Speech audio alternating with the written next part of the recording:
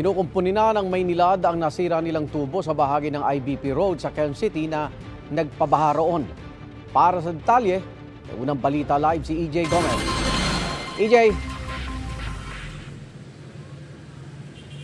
Igan, bahaga ngayon dito sa ilang bahagi ng IBP Road sa Quezon City matapos umapaw ang tubig sa isang underground water pipe kaninang madaling araw. Alas 4 ng madaling araw nang umapaw ang tubig sa isang underground water pipe dito sa IBP Road sa Quezon City ayon sa ilang residente. Tuloy-tuloy ang pag-apaw ng tubig na nagdulot ng mabilis na pagbaha sa lugar. Ayon sa ilang residente na nakausap natin, linya ito ng tubig ng Maynilad. Agad naman daw nilang naitawag ang problema sa kumpanya para ayusin ang linya ng tubig. Halos abot na sa may batasan ng layo ng basang kalsada dahil sa pagbaha. Ang mga sasakyan, lalo ang mga tricycle at motorsiklo, kanya-kanyang iwas. May ilang pampasaherong jeep at truck naman ang di naiiwasan ng sirang butas o kung saan nagmumula ang umaapaw na tubig. Pahirapan naman sa mga residente ang pagtawid sa lugar dahil sa gutter deep na baha. Di rin daw makakilos ang mismo mga taong nakatira sa gilid ng kalsada, kaya naman kanya-kanyang suot na sila ng bota. Sinusubukan pa ng GMA Integrated News na kunan ng pahayag ang mga otoridad at kumpanya ng tubig na nasangkot sa insidente. Iwas na lang, gano'n lang.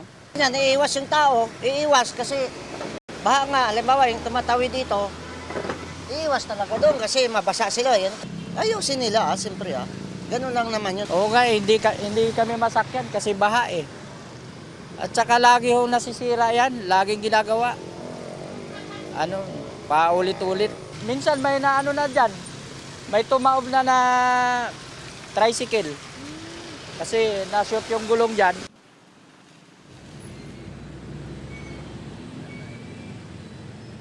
Igan, itong kinatatayuan natin ngayon ay pila mismo ng mga tricycle at taxi. Sabi nila talagang pahirapan perwisyo yung ganitong sitwasyon sa kanila dahil hindi makatawid yung mga pasahero kaya naman nababawasan sila ng kita. Meron ding, ayan nakikita ninyo may mga nagwawalis na ngayon. Tapos about 20 minutes ago nung dumating itong mga tauhan o yung mga nag-aayos from Maynilad at sa mga oras na ito wala na yung umaapaw na tubig pero nananatiling baha dito tapos basa pa rin yung kalsada at hanggang sa ngayon na ongoing yan, nakausap natin sila, wala pang final na oras kung hanggang kailan ba matatapos yung kanilang pagkukumpuni para maiwasan na rin yung trapiko na nabibuild up dito sa bahaging ito ng IBP Road sa Quezon City.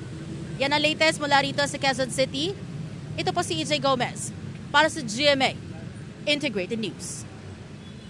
Igan, mauna ka sa mga balita, mag-subscribe na sa GMA Integrated News sa YouTube para sa iba't ibang ulat sa ating bansa.